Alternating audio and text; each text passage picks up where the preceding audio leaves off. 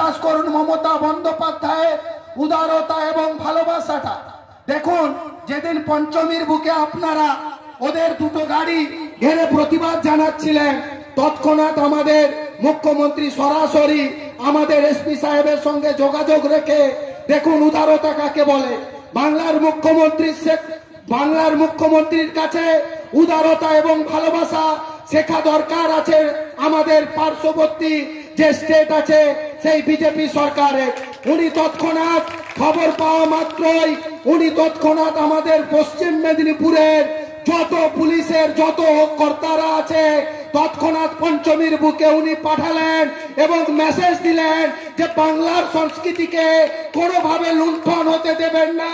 বাংলার সংস্কৃতি, বাংলার ঐতিহ্য, বাংলার সংস্কৃতি, বাংলার গর্ব, তাই তিনি পুলিশ প্রশাসনকে কেশপুরের মাটিতে পাঠিয়ে উড়িষ্যার যে দুটি বাস আপনারা ঘেরে প্রতিবাদ জানাচ্ছিলেন রাত্রি 12টার সময় একদম কাতন বর্ডার অবধি পুলিশ প্রশাসনের লোকেরা তাদেরকে সুষ্ঠুভাবে বাড়ি পৌঁছে দিয়ে বাংলার কালচারটা উড়িষ্যার বুকে তারা বাংলার মুখ্যমন্ত্রী এইভাবে উড়িষ্যার বুকে জানান দিলেন। আপনারা জেনে রাখুন যে মমতা বন্দ্যোপাধ্যায় আমাদের সরকার তো আপনাদের পাশে আছে।